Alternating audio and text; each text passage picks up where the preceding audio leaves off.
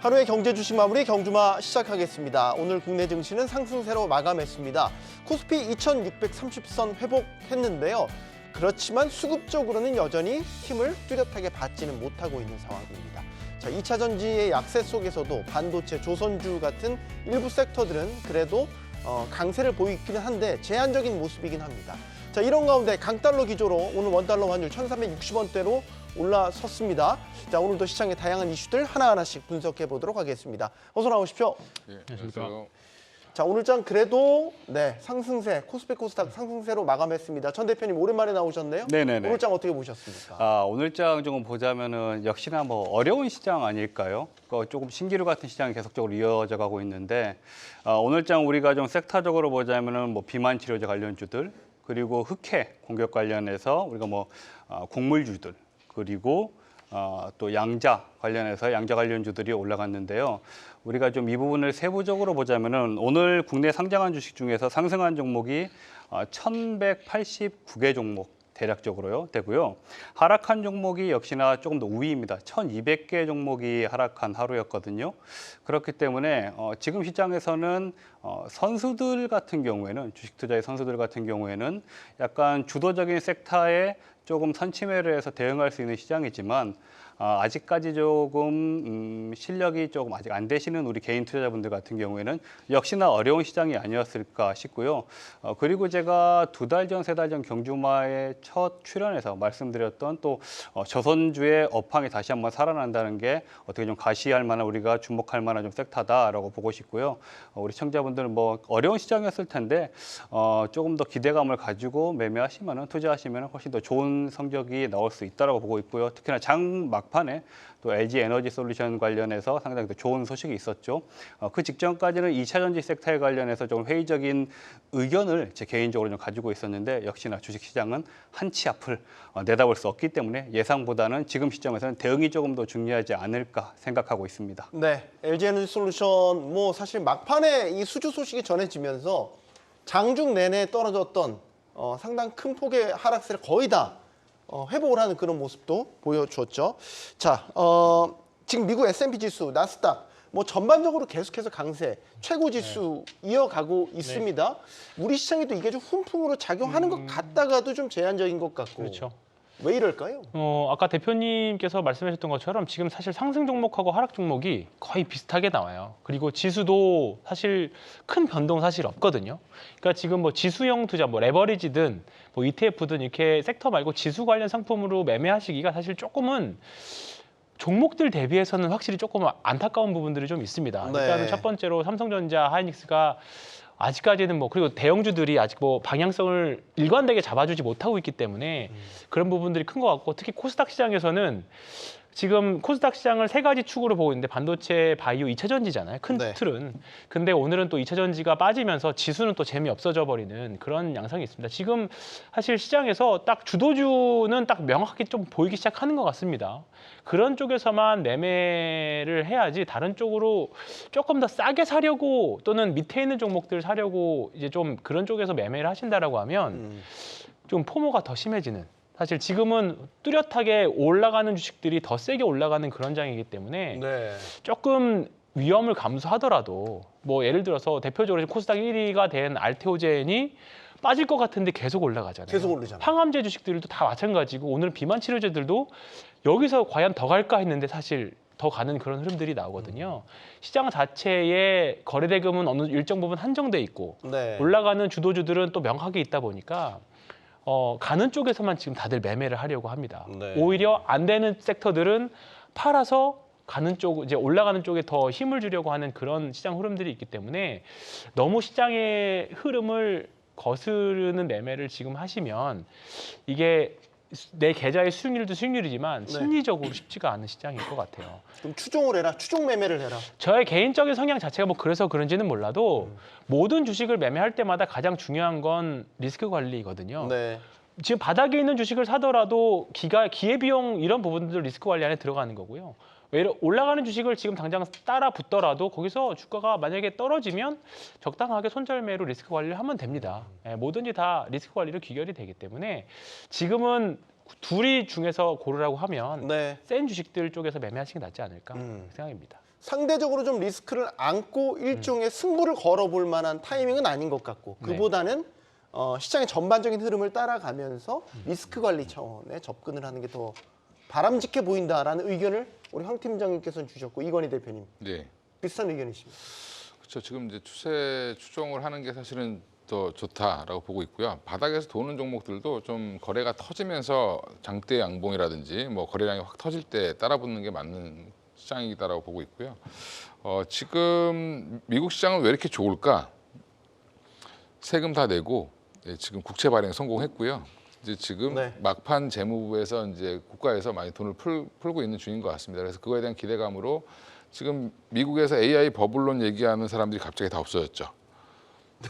네, 네. 그렇죠. 네, 부정적인 사람들이 뭐 갑자기 엔비디아도 실적 잘 나고 TSMC도 뭐 아주 그냥 잘 예. 나올 것 같다고 얘기들을 하니까요. 네, 갑자기 긍정적으로 다 바뀌었습니다. 모건 스탠리도 지금 굉장히 지금 긍정적으로 보고 있던데 아직도 그래도 우리나라는 겨울이다라고 얘기하고 있는데 물론 이제 삼성전자 때문에 겨울은 좀 맞습니다만 그래서 지금 삼성전자도 오늘 보면 이제 외국인들의 매도세가 조금씩 이제 줄고 있습니다. 어제부터 그래서 줄고 있어서 오늘 좀 많이 매도는 매도지만 양은 좀 많이 줄었다. 이번 주 내로는 아마 외국인들이 매수 전환도 좀 나오지 않을까 그런 기대를 좀 해보고요. 그럼 네. 지수가 좀 탄력을 받을 수 있다라고 보고 있고 하이닉스는 연일 뭐 외국인들이 사고 있는 중이기 때문에 당장은 반도체는 하이닉스 중심으로 갈 것 같은데 그래서 지금 전체적인 분위기는 반도체, 뭐 바이오, 뭐 그다음에 2차 전지 이제 주요 섹터들이 있다라고 하면 바이오는 아침에 빠졌다가 오후에 올라가고, 예, 이게 반도체는 아침에 떴다가 오후에 좀 죽고 이런 이제 뭐가 좋은 겁니까? 장중에도 계속 돌아가는데 문제는 지나고 보면 바이오만 올라와 있는. 예, 그래서 돌고 돌아 바이오 장세인데 지금 신고가 계속 내고 있죠. 뭐 그 알테오젠도 그렇고 오늘 뭐 삼성바이오로직스 4%대 강세. 삼성바이오로직스도 신고가 얼마 안 남았고요. 그 또 지금 뭐 유한양행도 신고가를 냈고 오늘 지금 유한양행의 짝꿍인 오스코테 그렇게 안 가던 종목이 갑자기 또 급등을 했고요. 네. 그러니까 결국엔 키 맞추기 지금 다 해주고 있는 상황이어서 지금 이 섹터 내에서 그 다음은 어딜까? ABL 한번 떴는데 오늘 쉬었죠. 그럼 또 이제 내일 또 ABL 올라갈 가능성이 있습니다. 그러니까 이런 식으로 오히려 지금은 추세가 나와 있는 종목 중에 만약에 1, 2% 하락이 나온다. 그러면 그 다음에 잘 보셔야 된다. 네, 그런 이쪽 지금 바이오 섹터는 굉장히 좀 강하다고 보고 있고요. 저도 황현 팀장이랑 좀 비슷한 생각인데 지금 바닥권에서 반등 나오는 거 너무 노리고 기다리고 계시면 지금 삼성전자 사가지고 자꾸 기다리시는 분들 계시는데 조금 돌아서면 사셔도 된다. 네. 좀 비싸게 사면 되죠. 바닥이니까 지금 사는데 그 네. 바닥권에서 오래 머물 수 있다는 얘기예요? 잘못하면 3개월 쉴 수 있습니다. 네. 적어도. 예. 뭐 다른 생각들이 또 네, 있을 있으니까. 것 같아서. 아니 왜냐면 한 6개월 정도 쉬었던 기간이 있었어요. 예전 작년에도. 네. 예. 근데 그 구간을 다시 한번 만들 가능성이 높다. 지금 HBM3도 뭐 물 건너갔다는 얘기가 좀 있고. 이건희 대표님의 어쨌든 개인 견해이니까요. 아, 예. 일단은 좀 보시죠. 이게 왜냐하면 예. 삼성전자에 최근에 이제 개인 투자자들이 많이 이제 저가 매수에 들어갔다라는 이야기도 있고 여기에 대한 관점은 이제 다양할 수 있으니까 이건희 대표님은 좀 위험하다고 지금 타이밍을 보고 계시는 것 같고. 위험하진 않은데 다른 거 사서 먹을 수 있는 장에서 아, 다른 기회를 놓칠 수 그렇죠. 있다. 네. 예, 그런 거죠. 기회 비용이 좀 기회 비용. 뭐 주가는 여기서 뭐 빠져봐야 뭐 제가 볼 때 10% 안짝일 것 같은데 많이 빠진다 하더라도 가격은 충분히 매력적으로 보입니다. 근데 이게 예전에 차트 한번 월봉 펴보시면 한 6, 7개월씩 옆으로 길 때가 있습니다. 삼성전자가. 네. 불확실할 때는. 그런 모습이 연말까지 나오면 어떡하지? 이런 불안감이 있는 겁니다. 제가. 아, 이게 저희의 예정에는 없었는데 갑자기 삼성전자 이야기를 하게 돼서 네. 어떠세요? 지금 타이밍 같은 생각입니다. 저도. 같은 생각. 네, 일단은 뭐 펀더멘탈적으로도 그다음에 기술적 분석으로도 그다음에 통계적으로도 뭐 바닥 근처예요. 근처인데 우리가 주식을 뭐 삼성전자 뭐 위대한 기업을 갖고 있다라는 뭐 그런 뿌듯함으로 주식하는 거 아니잖아요. 네. 주식 투자 목적은 결국은 매매 차익을 내기 위해서 돈을 벌기 위해서 하는 건데 그러기에는 사실 지금 너무 기회비용 차원에서 보면 뭐 사실 2차 전지도 그렇게 고생하다가 결국은 이제서야 반등하는 거잖아요. 네. 작년에 2차 전지가 올라갈 때는 사실 2차 전지가 쉬어야 다른 섹터들이 갔습니다. 지금은 바이오가 쉬어야 아마 다른 섹터들이 제대로 갈 거예요. 근데 네. 사실 이제 금리 인하 초기고 그다음에 4분기와 내년 1분기까지는 뭐 학회라던가 라이센스 아웃들이 많이 나오고 또 기대를 하고 있는 부분들이기 때문에 그다음에 뭐 지금 뭐 뒤에 얘기할 뭐 비만약부터 시작해서 사실 시장에 좀 한정된 거래대금을 이용할 만한 모멘텀들이 사실 바이오 쪽에 조금 더 많이 있는 것 같아요. 그렇기 때문에 네. 일단 일정 부분은 너무 싸게 사는 거는 지금은 조금 쉽지 않다. 네. 네. 싸다는 거에 너무 매몰돼서 그렇죠. 지금 살 경우에는 다른 기회를 놓칠 수 네. 있다라는 관점에서 두 분은 접근해 주셨고 천 대표님 네. 비슷한 견해십니까? 혹은 조금 다른 쪽으로 보고 계십니까? 비슷하기 때문에 크게 할 말이 비슷하죠. 없는 게 왜다 삼성전자가 지금 뭐 HBM3 콜 테스트 같은 경우에도 네. 통과한다고 하는데 이제 뭐 HBM4로 넘어가는 시기이기 때문에 뭐 지금 굳이 그 종목을 네. 좋은 종목 많지 않습니까? 예, 우리 대표님들이 말씀하신 뭐 바이오 쪽에 지금 상당히 많은 수급들이 들어와주고 있고 시세 좋은데 굳이 반도체 삼성전자 저도 그렇게 똑같이 생각합니다. 아, 세 분이 공통 분모의 의견을 보여주셨습니다. 우리 시청자들께서도 삼성전자 이야기하니까 이분의 표현이 참 안타깝네요. 고구마 10개를 물 없이 먹는 느낌이다. 삼성전자를 바라보면. 참 오랜 기간 마음고생 시켰던 그 삼성전자 주가의 흐름, 이 표현을 통해서 잘 드러나지 않았나 생각이 듭니다. 자, 다른 얘기 해볼까요? 오늘 2차 전지 섹터 아까 잠깐 언급해 주셨지만 오늘 좀 부진했습니다. 물론 LG에너지솔루션이 막판에 수주 소식이 전해지기는 했지만 일단은 섹터 전반적으로 보면 하락이 좀 눈에 띄는 오늘 장이었다. 왜 그렇다고 보십니까? 로보택시 영향 때문일까요? 테슬라 실망감? 일단은 테슬라의 실망감이 일단 2차 전지의 영향을 조금 뭐 심리적으로도 준 것 같습니다. 바닥에 일단 깔고 있다. 일단은 네. 뭔가 팔까 또는 버틸까 하던 그 심리마저도 조금 무너진 그런 듯한 느낌이 있었고 오늘 시장 전반적으로 수급의 균형이 오늘 조금 2차 전지가 무너지면서 그 수급들이 이제 바이오 쪽이나 또는 반도체 쪽으로 온 게 아닌가 그 생각이 역시나 좀 드는 하루였습니다. 다만 그 세 개 축에서 그렇게 엄청 확 무너지지는 않을 것 같아요. 근데 우리가 세 가지를 비중으로 놓고 봤을 때 2차 전지가 세 개 중에는 지금은 가장 작게 또는 보유 기간을 가장 작게 가져가야 되는 섹터인 것 같습니다. 뭐 LG 에너지 솔루션이 결국은 수주가 나왔고 지금 LG 에너지 솔루션과 관련된 연관 밸류 체인에 있는 뭐 대표적 율천화학 같은 게 지금 시간에서 좋은 흐름들을 보여주고 있기는 합니다. 그래서 네. 내일은 또 어떤 흐름이 있을지는 모르겠습니다만 이렇게 되면 뭐 내일은 또 장 초반에 바이오들이 상대적으로 또 조정도 받을 수도 있겠죠. 근데 일단은 한번 시장의 주도주가 명확하게 선 것 같거든요. 저 개인적으로는. 네. 일단 코스닥 시장에서 알테오젠이 이제 완벽하게 총 1위에 올라섰기 때문에 투자 경고도 풀리면서 우리가 지난주에 이번 화요일 또는 목요일 날 투자 경고 지난주 화요일 날 풀리는 걸 보자고 말씀드렸는데 이제 투자 경고 풀렸죠. 그리고 나서부터 시장의 자금들이 다시 또 들어오기 시작합니다. 그러면서 다른 항암제나 시총 상위 바이오주, 그다음에 코스피에서는 삼바 쪽으로 돈이 이제 시장의 자금들이 들어가면서 이제 그런 흐름들이 이제 추세를 만들어낸 것 같습니다. 그렇기 때문에 아마 내일도 LG 에너지솔루션 장 초반에 좀 좋을 수 있긴 하겠습니다. 또는 이 다른 2차 전지들도 훈풍을 받아서 좋을 수 있긴 하겠습니다만 네. 그 반등의 강도가 그렇게 작년 여름 때처럼 길게 오래 지속되기는 아직은 조금 확인해야 되는 부분들이 많을 것 같아요. 아니 LG 에너지 솔루션 sek터 내 네. 대장주. 대장주죠. 대장주인데 네.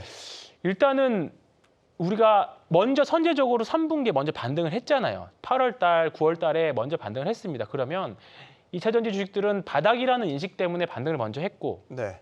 그러면 바닥이라는 인식에 대한 성적표를 확인을 해봐야 됩니다. 3분기 실적 발표할 때까지는 아직은 조금은 물음표일 확률이 높아요. 만약에 여기서 잘 나오면 그때 따라붙어도 전혀 늦지 않다. 그렇게 생각합니다. 네.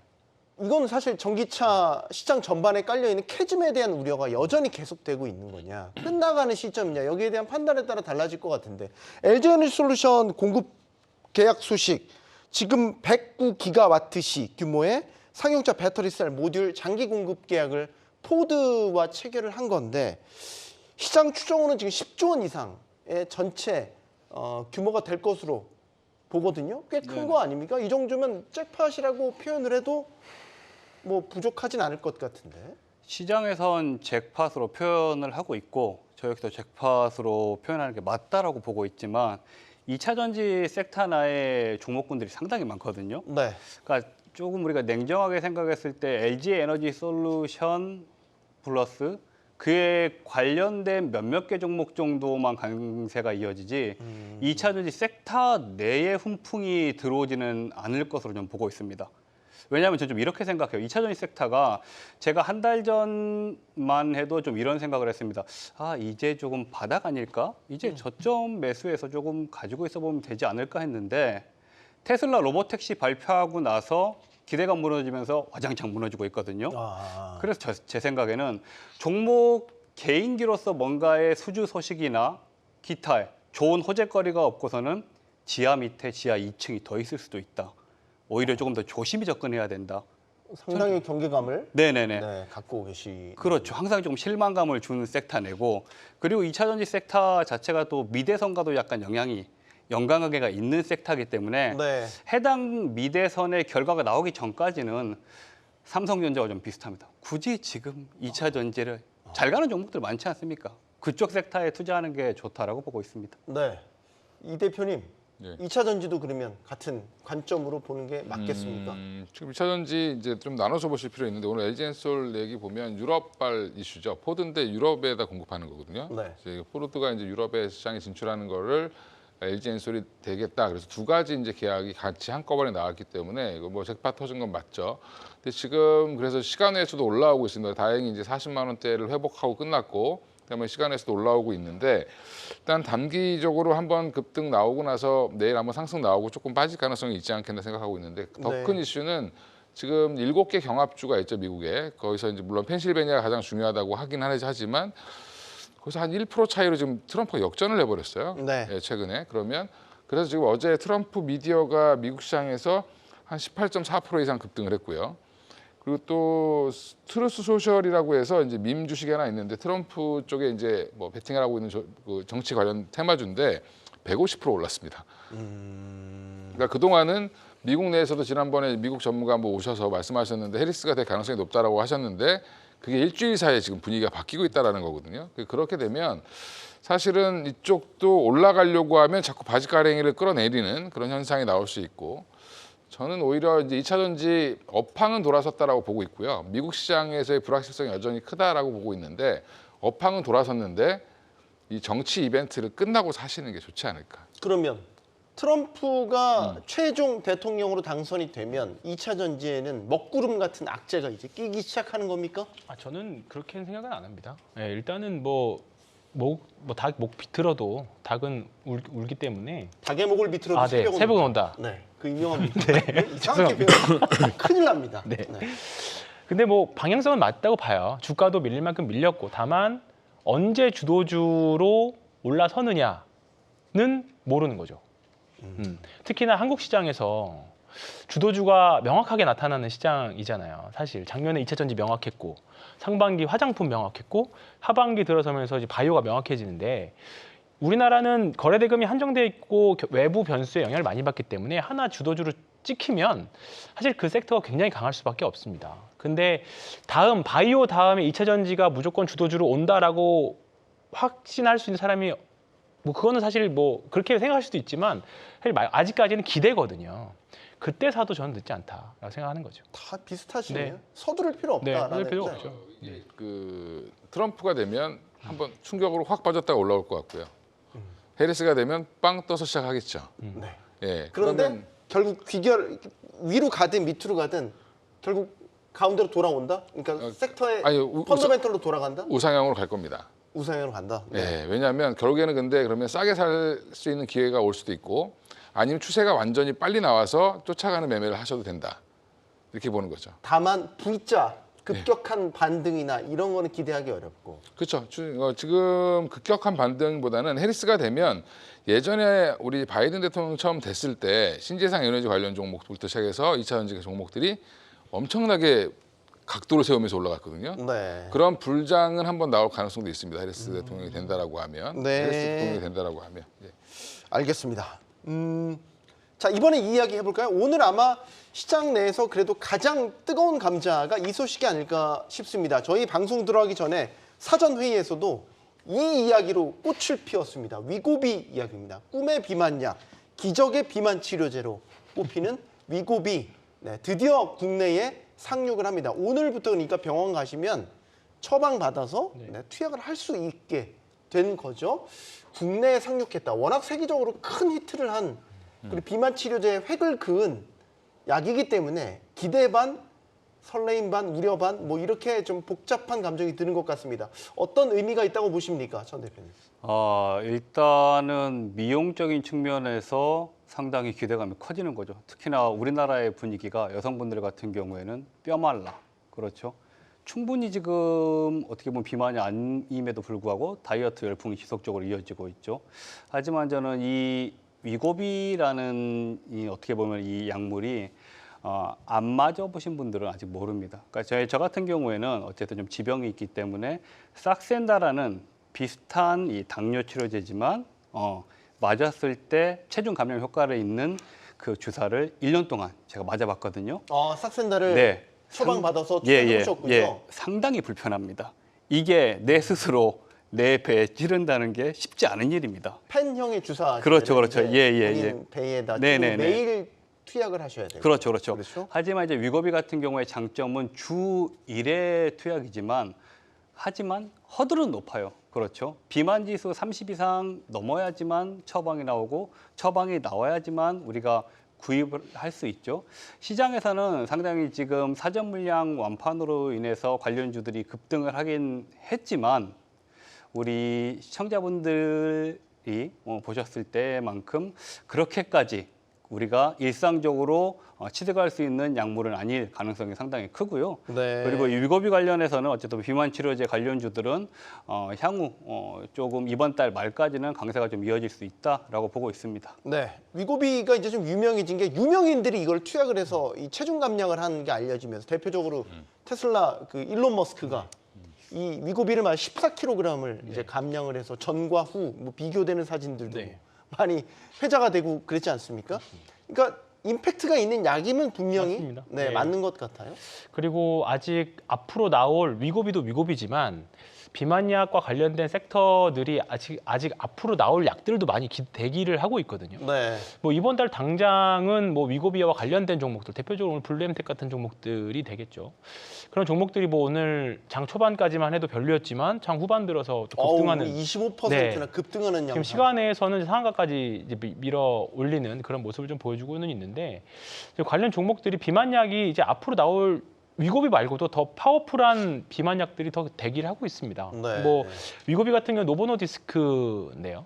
이제 앞으로 이제 일라이릴리의 뭐 제파운드라던가 마운자로 이런 것들이 이제 대기를 하고 있고 효과도 더 좋은 비만약들이 대기를 하고 있습니다. 이게 위고비가 미국에서 나온 게 한 68주, 한 1년하고 한 3개월 정도거든요. 한 15개월 정도 걸려서 한 15% 정도 빼는 거예요. 네. 미국에서 부담이 한 4천만 원 가깝게 든다고 합니다. 우리나라는 사실 조금 더 싸긴 합니다만 우리나라는 사실 이것도 이거지만 사실 또 미용 목적으로도 분명히 아직까지는 뭐 미용 목적보다는 이제 건강 때문에 치료제입니다. 치료제로 비만 나온 치료제입니다. 거지만 네. 이게 나중에 또 가면 또 어떻게 활용이 될지도 모르는 거죠, 한국에서는.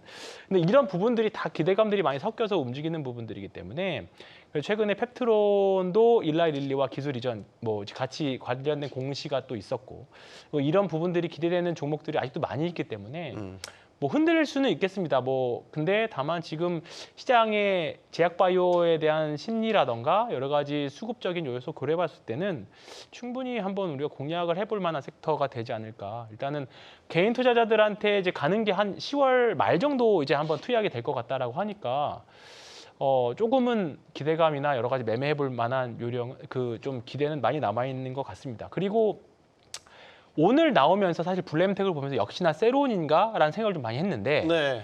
확실히 시장 분위기는 좀 바뀐 것 같아요. 이게 언제부터 바뀌었냐면 유한양행 지난번에 한번 그 기술 이전하고 나서 주가가 한번 쫙 밀렸었거든요. 네. 근데 그날 바로 그 세론 물량들 다 받아서 올렸습니다. 그리고 나서 ABL 바이오도 운용사 하나가 이제 엑시트를 했는데 그 물량을 또 받아서 지금 신고가를 가고 있는 상태고 리가캠 바이오 같은 경우에는 그날 당일 다 물량 소화를 했어요. 그러니까 지금 제약바이오에서는 세론보다는 어떠한 모멘텀이 나왔을 때 그냥 계속 밀어 올리는 그런 경향들이 굉장히 좀 많아지는 것 같아요. 그래서 아까 서두에 말씀드렸던 것처럼 지금 바이오 섹터는 소위 말해서 지금 물이 들어온 것 같습니다. 그렇기 때문에 일단은 바이오 비중 또는 비만약은 비만약도 비만약이지만 전반적인 이쪽 섹터의 심리가 굉장히 좀 좋아져 있는 상태 아닌가. 그렇게 한번 정리해 보겠습니다. 네, 이건희 대표님. 네. 위고비 국내 출시의 파급력, 영향 어떻게 보십니까? 그러니까 이제 저처럼 약간 좀 T인 사람들은 이거 들어와가지고 이게 양이나 얼마나 되고 블루엠텍에 팔면 도대체 얼마를 남길까? 물량 나오면 계산하면 답 나오겠죠. 뭐 개당 뭐 단가가 37만 원이라는데 뭐 37만 원에 들어와서 그러면 병원에 얼마에 납품하는지 만 하면 이제 뭐 10만 원 차익을 남길지 5만 원을 남길지 모르겠지만 그럼 곱하기 몇 하면 그 블루엠텍이 버는 돈이 나올 텐데 거기 지금 임원들 막 지금 주식 다 팔았는데 오늘 갑자기 주가를 다 끌어올렸습니다. 네. 그 병원들에서 문의가 쇄도했다. 이 뉴스 기사 하나로 올렸거든요. 거의 장 끝나기 직전에. 네. 이제 저도 오늘 아침까지는 세론이 드디어 나오는구나. 3일 연속 빠졌으니까. 네. 그리고 또 임원들 판단 얘기 나오면서 빠졌는데 근데 이제 이게 올라오는 이유는 그렇게 인기가 많아 병원들이 찾고 싶어요. 당연히 병원들은 돈이 되니까 빨리 갖고 오고 싶죠. 그래서 세도를 할 수밖에 없는 거고. 근데 물량에 이제 얼만큼 줄 수 있느냐 노모노디스크에서 그게 이제 저는 앞으로 좀 뭐 숙제라고 보고 있고요. 그래서 이번 주까지 아마 블루엠텍 같은 유통주들은 좀 움직일 가능성이 있지만 중장기로 보실 거면 차라리 펩트론이라든지 뭐 인벤티지랩 유한양과 같이 지금 진행하고 있는 인벤티지랩도 보시는 게 좀 좋을 것 같다. 그래서 저는 오히려 그 두 종목을 오히려 좀 집중하시는 게 향후에 좀 길게 보더라도 네. 펩트론은 지금 14개월 동안 기술을 평가하겠다고 했죠. 그러면 14개월 동안에 희망이 생긴 겁니다. 이거. 중요한 건 위고비가 일으키는 파급 효과, 일종의 나비 효과가 뭐냐 하면 GLP-1 계열의 이제 비만 치료제들이 나오면서 비만 치료제 시장 자체에 대해서 굉장히 관심도 많아졌고 파이 자체가 커졌다는 말이죠. 그러니까 국내에서도 천 대표님 예. 이렇게 비만 치료제와 관련돼서 뭐 라이센스 아웃이라든지 신약 개발에 도전하는 프로젝트들도 하나둘씩 지금 나오고 있는 상황 아닙니까? 맞아요. 그럼 이거를 지금 위고비의 영향을 나중에 좀 중장기적으로 본다면 국내 이 제약 바이오 업계에도 새로운 재료를 던져주는 그런 효과를 기대해 볼 수 있겠습니다. 그러니까 바이오 섹터의 새로운 조금 트렌드가 되고 향후에 조금 바이오 섹터를 당분간 더 견인해 나갈 수 있는 재료가 충분히 되어줄 수 있다라고 보고 있고요. 뭐 특히나 우리 한미약품 같은 경우에도 기존 이게 상당히 조금 재밌는 부분이 지금 비만 치료제 관련해서 모든 약품들이 최초는 다 당뇨병 치료제들입니다. 당뇨병 치료제들인데 이거 뭐 부작용이라고 표현해야 되나요? 의외의 작용이라고 표현해야 되나요? 당뇨병 치료제를 개발을 해놓고 났더니 이게 체중 감량에 효과가 있네. 약간 이런 식으로 바뀌고 있거든요. 네. 한미약품이 지금 임상 3상까지 마친 당뇨병 치료제 역시도 체중 감량에 좀 효과가 있다라고 좀 나오고 있고요. 특히나 이제 저 같은 경우에 조금 기대를 하고 있는 부분은 저는 광동제약의 패치형이에요. 제가 우리 붙이는 그렇죠. 비만 치료제. 네, 제가 우리 그 시청자분들에게도 말씀드렸지만 저는 싹센다를 해봤다. 예, 이거 상당히 불편하더라라고 말씀드렸었죠. 패치형이면은 간단하거든요. 간단하기 때문에 그렇죠. 우리 파스 붙이듯이 네네네. 부담 없이 붙일 수 있는 거니까. 그렇죠. 예, 부담 없이 붙일 수 있는 제품이기 때문에 이 광동제약에서 개발하는 이 패치형 이 다이어트 이 약품이 나온다면은 그건 정말 상당히 우리가 주가적으로 봤을 때 엄청난 훈풍이 불어올 수 있다라고 근데 보고 효과는 있고요. 입증이 돼야겠죠. 분명히. 당연하죠. 그거는요. 예. 그만큼의 효과는 입증이 네네네. 돼야 예, 되는데. 예. 효과는 입증이 돼야 되는데 일단 저는 그 효과의 어떻게 보면 임상의 성공이나 이 개발의 완성 단계가 아니고 향후로 봤을 때 네. 주사제가 아닌 좀 다른 식으로 경구형이나 아니면 패치형 이쪽으로 개발하는 우리가 기업들 위주로 조금 지금 살펴봐도 좋지 않을까 저는 생각합니다. 그러니까 이 비만 치료제 시장이 매년 한 30% 정도씩은 네. 급성장할 것이라는 전망치들이 나오고 있더라고요. 맞습니다. 그러니까 이런 위고비나 GLP-1 계열의 치료제들이 나오면서 뿌리 씨앗들이 지금 그렇죠. 이런 식으로 네. 결과들이 나타나고 있는 거죠. 일단은 이제 테마에서 어떻게 보면 비만 치료제 테마에서 이제 하나의 어떻게 보면 섹터나 산업으로 이제 되는 과정인 것 같아요. 네. 이게 만약에 이제 아직까지는 뭐 실제 판매되고 나서 부작용에 대한 보고가 아직 많이 안 되어 있기 때문에 뭐 아직까지 부작용도 사실 치명적인 부작용들은 또 아니기 예를 때문에 들어 지금 보고된 건 췌장염, 그렇죠. 탈모의 영향, 뭐 이런 것들이 이제 보고된 상태죠. 탈모는 좀 크기는 하네요, 사실. 네. 뭐 근데 이런 부분들이 또 엄청나게 부각되기 전까지는 아마 비만 치료제 시장은 커져나가는, 우리가 항상 볼 때마다 YOY로 얼만큼 성장하느냐잖아요. 반대로 이제 성장은 하더라도 성장률이 둔화됐을 경우에는 주가는 좀 쉬어가는 그런 과정들을 보이는데 네. 일단은 연간으로 또는 이제 초기이기 때문에 우리가 뭐 흥분해서 뭐 우리가 바라보는 것도 좀 있지만 일단은 비만 치료제는 앞으로 성장 가능성이 매우 높다. 뭐 한미약품 같은 경우에도 2027년 정도에 사실 이제 관련된 약을 이제 내놓으려고 준비하는 거잖아요. 그러면 네. 만약 이게 성과가 좋으면 지금 한미약품은 또 다른 주가 성향을 주가 수준을 또 보여줄 수도 있습니다. 그래서 지금 뭐 이제 바이오 섹터 말고 우리나라 제약 쪽에서 제가 가장 이제 주의 깊게 보는 종목 중에 하나가 이제 한미약품인데 이 종목도 관심 갖고 보시면 전 좋을 것 같습니다. 지금 뜨거운 것도 있지만 앞으로 얼마나 더 뜨거워질까 이거에 대한 잠재력, 그렇죠. 잠재력 측면에서 비만 치료제 시장을 보신다면 어떤 견해십니까? 그러니까 지금 잠재력이 커진다는 건 지금 보시면 뭐 하루에 한 번 봤던 삭센다가 지금 노보노디스크에서 나오는 이번에 그 위고비 위고비는 네. 일주일에 일주일에 한 한 번 번. 맞죠? 효과가 그렇게 간다는 거죠. 조금 네. 더 부담, 문턱이 낮아졌다 이렇게 볼 수 그렇죠. 있겠죠. 그러면 이제 일주일에 한 번 찌르면 된다. 그러면 근데 일주일에 한 번 찌르다 보면 한 달에 한 번 찌르면 안 될까 이렇게 또 생각을 하겠죠. 찌른다는 표현이 좀 이게 투약한다. 투약, 예, 투약한다. 배를 찔러야 되니까. 예, 그래서 일단 지금 그러면 한 달에 한 번 하겠다라고 하는 데가 지금 인벤티지렉과 펩트론이 그런 이제 서방형 기술을 갖고 있는데, 그래서 지금 펩트론은 일라이릴리랑 지금 뭐 아까 이제 기술 평가 계약을 하겠다 해서 체결하고 지금 진행 중이고요. 인벤티지랩은 지금 유한양행 이 물질에 대해서 같이 공동 권리를 갖고 있고요. 같이 개발을 하고 있는데, 그럼 유한양행이 이제 오스코텍에서 샀던 것처럼 똑같은 그런 절차로 또 해외 영업을 할 수 있겠죠. 네. 또 누군가랑 이제 계약을 할 수도 있을 걸로 보고요.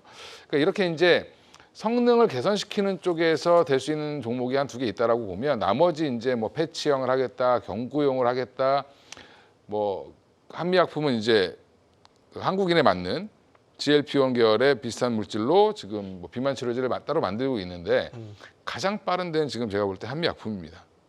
그러면 한미약품을 주목하시는 게 맞고, 나머지 경구용은 실패할 가능성이 굉장히 높고요. 제가 볼 때는. 네. 네, 그리고 경구용이 이렇게 쉬웠으면 벌써 미국에서 했겠죠. 예, 근데 지금 그렇게 아직 안 하고 있고요. 네. 그다음에 오히려 패치형이 저는 생각보다도 빠르게 될 수 있는데, 그 효능이 이제 얼마나 좋느냐에 또 문제가 또 있겠지만, 지금 당장 저는 주목하고 있는 종목은 인벤티지나 뭐 펩트론, 그다음에 한미약품 정도를 보시면 향후에 중장기로 이제 이걸 이제 우리나라 분들이 마저보고 하고 나서 효능을 보고 나면 그거에 대한 수요가 더 많아질 거고, 네. 그리고 이제 우리나라 한미약품이 만약에 우리나라에 출시를 하게 된다라고 하면 사실은 아시아권의 다른 나라에 수출할 수도 있는 거거든요. 가격 경쟁력을 또 밀어붙여서. 네. 예, 그런 부분까지 본다라고 하면 오히려 지금은 경영권 분쟁 때문에 좀 시끄러웠긴 했지만 그래도 한미약품이 좀 무겁긴 한데 당장 이제 보이진 않지만 언제 갑자기 확 튈지 모른다. 알겠습니다. 예, 11월 달에 또 이제 여기가 한미가 세 가지 물질을 갖고 있는데 그 중에 하나 얼마 전에 기사 나온 게 근육도 안 빠진다. 그게 이제 세 번째 물질인데 그거에 대해서 또 11월 달에 발표를 하거든요, 논문을. 네. 예, 그러면 그거에 대해서도 한번 이슈가 좀 불 수 있지 않을까 생각하고 있습니다. 알겠습니다. 자, 다음 섹터 짚어볼까요? 오늘 조선주도 많이 움직였습니다. 조선주 드디어 백고동을 제대로 한번 울리나 아닌 것 같기도 하고 긴 것 같기도 하고 네. 긴가민가 해요. 네. 슈퍼사이클을 맞았다고 저희가 올 상반기 때 몇 차례 그렇죠. 그런 전망치들을 제시해드리면서 투자 전략도 소개해드렸는데 언제 그랬냐는 듯이 또 주가가 또 부침을 겪다가 뭐가 맞습니까? 맞는 것 같아서 따라갔는데 지금 조금 손실 중이신 분들이 분명히 좀 있을 겁니다. 네. 아마 그때 이번에도 안 속아라고 했던 분들은 안도의 한숨을 내시는 분들도 있을 거고, 사실 3분기 실적은 조금 안 좋은 걸로 예상이 좀 됐었죠. 워낙에 3분기가 이번 여름이 네. 워낙에 좀 더웠기 때문에 네. 3분기 실적이 예상치보다 많이 줄어들 거다. 왜냐하면 이제 배가 이제 조업률이 떨어지다 보니까 3분기 매출이나 실적이 좀 많이 빠지지 않을까, 그것에 대한 이슈로 주가가 먼저 선제적으로 조정이 나왔고, 이제 어느 정도 3분기 실적 발표 시즌이 되니까 그러면 만약에 조선주를 산다라고 하면 3분기 때 장 안 좋을 때 이게 3분기 실적 발표할 때 지금 매수하겠다라고 생각하셨던 분들이 제 주변에 꽤 많았었거든요. 네.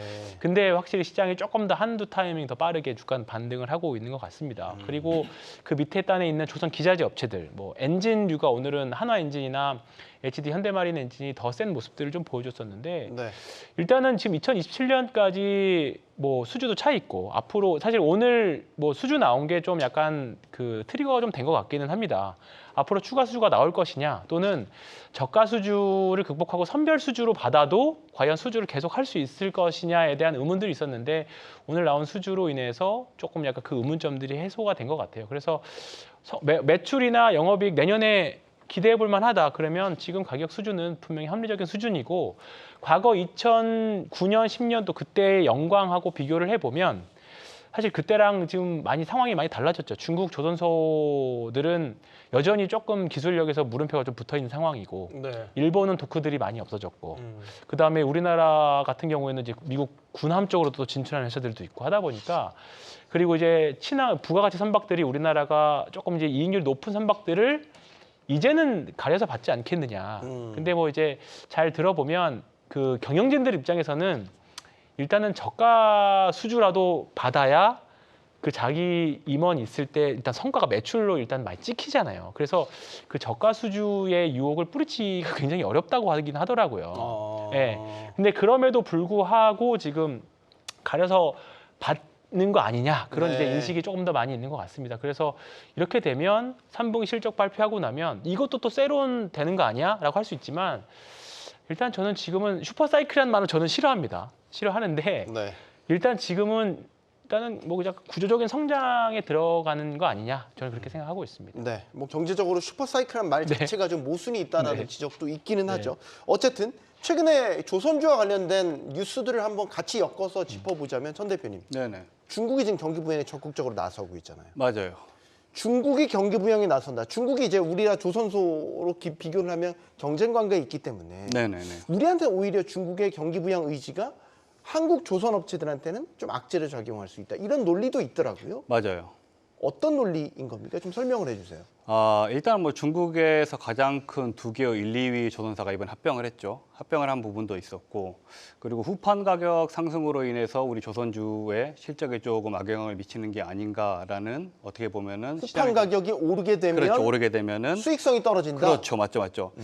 그 부분 역시도 지금은 후판 가격 상승은 약간 제한적일 것이다라는 리포트가 나와주고 있고, 가장 중요한 점은요. 중국 내에서 이 벌크선 수주 때문에 도크가 거의 풀입니다. 도크가 풀이기 때문에 이 꽉 차버린 도크 그리고 글로벌적으로 들어와야 될 수주는 어디로 올까요?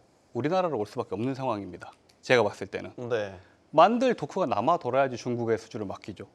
만들 도크가 풀 수준이기 때문에 중국 내 조선소들이 지금 상황에서는 국내 우리 조선소들이 반사이익을 좀 노려볼 수 있다라고 보고 있고요.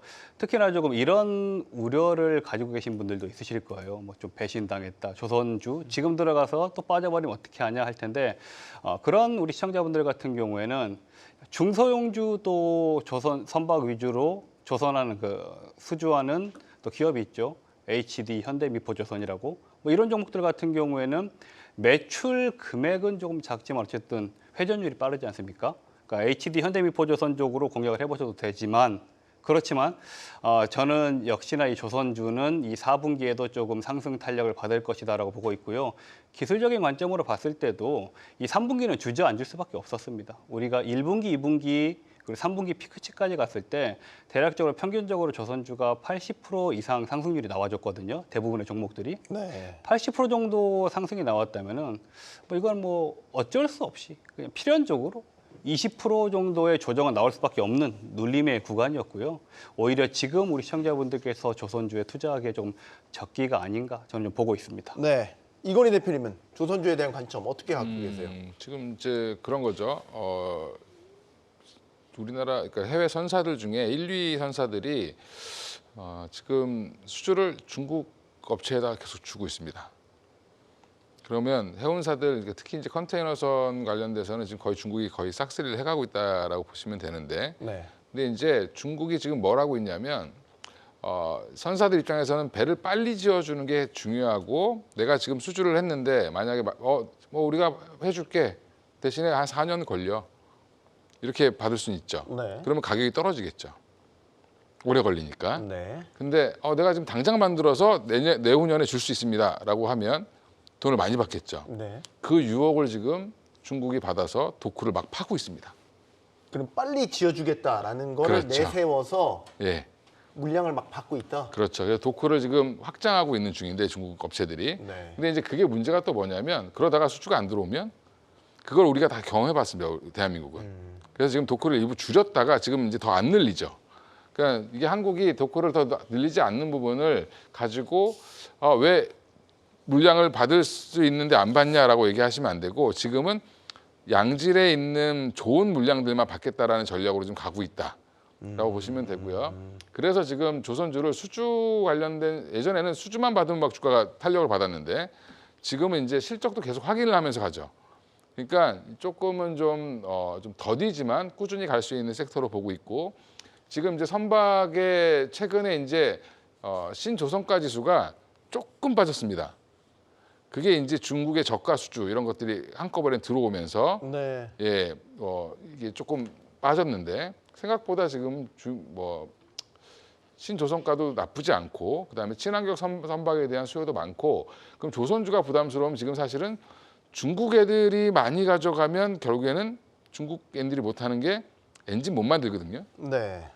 그래서 엔진 관련주 보라고 얘기를 하는 거고요. 그러니까 자동차 엔진 생각하시면 안 되고 조선 엔진. 예, 네.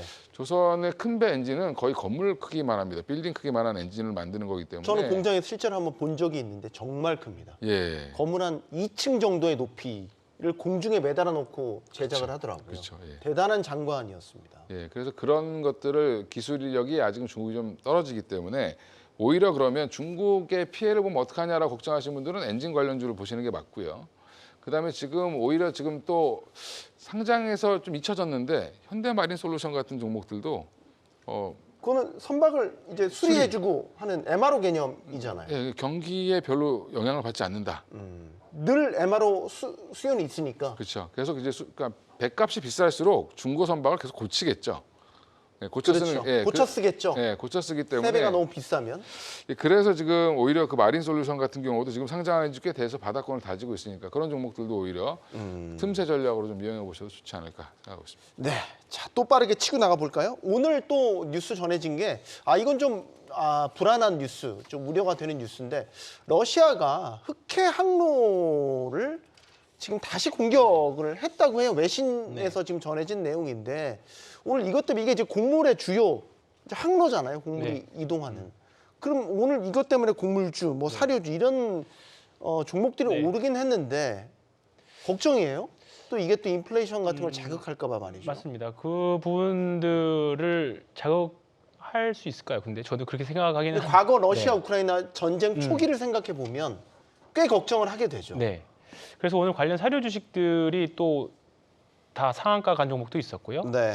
뭐 현대사료 같은 종목 지금 머릿속에 생각나는 건 현대사료 정도가 급등했던 고려산업이나 이런 종목들은 급등했던 기억이 좀 나는데 사실 시가총액들이 다 작은 종목들입니다. 예, 그래서 사실 아직까지는 우리가 뭐 중동 전쟁 일으키고 또 그다음에 중동에서 어떤 이슈가 나오면 상선 관련 주식들, 뭐 유통 물류 관련 주식들 뭐 급등하는데 사실 아직까지는 저는 그런 류로 그냥 판단하셨으면 좋겠습니다. 오늘 굉장히 사실 많은 뉴스와 시장에서 이슈가 있었는데 네.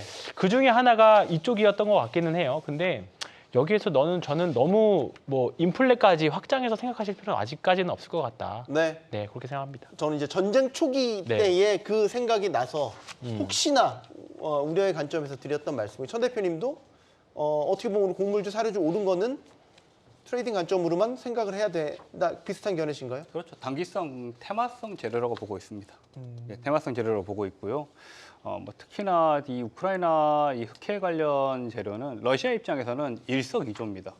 흑해를 공격하게 되면은 우크라이나의 경제 쪽에는 타격을 상당히 미치는 거고요. 오히려 러시아에는 많은 또 곡물 관련된 자금이 들어오는 효과가 있거든요. 네. 그렇기 때문에 그런 부분을 노리고 흑해를 공격했다라고 보고 있고요. 뭐 이 러시아 우크라이나 사태 같은 경우 역시도 미대선이 끝날 때까지는 아무것도 결정되는 게 없다. 하지만 뭐 인플레이션을 우려할 정도로 우리가 직전 2년 전처럼 뭐 전면전으로 우다닥 붙을 수 있는 환경도 아니다. 우크라이나 지금 아마 무기가 많이 부족할 겁니다. 부족하고 러시아 역시도 상당히 지금은 좀 힘의 겨운 모습이 보여지고 있기 때문에 뭐 그렇게까지 크게 우려할 상황은 아니고 이 우리 곡물 테마주 같은 경우에는 트레이딩 관점으로 너무 이렇게 집중해서 보지 않으셨으면 좋겠다라고 말씀드리고 싶습니다. 네. 자, 다음은 금리에 대한 이야기를 오늘 마지막 주제로 해보려고 합니다. 왜냐하면 우리는 지난주에 이제 한국은행에서 0.25% 금리를 내리면서 우리도 이제 피벗 행렬에 동참을 했죠. 자, 그런데 이제 미국이 또 남았습니다. 빅컷을 단행한 이후에 그 다음 스텝이 뭐가 될 것이냐. 여기에 대해서 지금 설왕설래가 있기는 한데 최근에 나온 여러 고용 지표라든지 물가 지표 이런 것들을 고려하면 이제 동결 이야기도 꽤 많이 나오고 있어요. 다음 FOMC 때는. 이건 기존 계획과 좀 다른 그렇죠. 전망들이 지금 네. 스멀스멀 올라오고 있는 거거든요. 어떻게 네. 보십니까? 네, 뭐 그런 의견들이 올라오고 있기는 합니다만 그래도 여전히 대세는 올해 25 두 번 하는 네. 게 일단은 아직까지는 컨센인 것 같습니다. 아직까지는 동결을 보기까지는 아직은 뭐 조금 더 지표들이 더 나와야 될 거기 때문에 이 부분들에 있어서는 특별하게 저는 뭐 그 신경 아직까지는 안 써도 될 것 같고 네. 올해하고 내년까지 금리 인하에 대한 기조는 확실히 방향성은 잡힌 것 같아요. 그렇기 때문에 그 속도 조절, 또 속도 조절 안에서 나오는 종목들의 이제 변동성들, 이제 그런 부분들을 판단해서 매매를 하시면 될 것 같고요. 지금은 어떻게 보면 그래서 금리 인하를 너무 급격하게 하면 금리 인하 효과가 짧게 나타날 수도 있거든요. 예를 들어서 뭐 바이오장이 생각보다 좀 빨리 끝날 수도 있는 거고. 근데 지금 뭐 어쨌든 내년까지 금리 인하의 기조가 계속 늘어지고 이제 금리 인하 그만하겠다 할 이런 신호는 아직 좀 많이 남았기 때문에 저는 지금 하시던 대로 그냥 매매하시면 저는 될 것 같습니다. 이건희 대표님. 네. 크리스토퍼 월러 연준 이사가 한 얘기가 꽤 파장이 있었어요.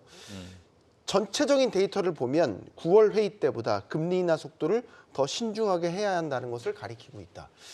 자, 이 발언이 시장에 전해지면서 네. 이러면 다음 FOMC 때 이거 동결로 갈 수도 있겠는데 가능성이 꽤 높아졌단 말이죠. 그렇죠. 근데 이 발언을 듣고도 미국 시장은 올랐죠. 오르긴 올랐죠. 네. 예. 최고치 또 찍기는 했죠. 예, 그게 이제 뭐 속도 조절론도 자꾸 얘기가 나와줘야 되죠. 왜냐하면 지금 뭘 원했냐면 시장은 0.5 비컷 나왔을 때 그 다음에 야 우리 다음에도 비컷 나오는 거 아니야?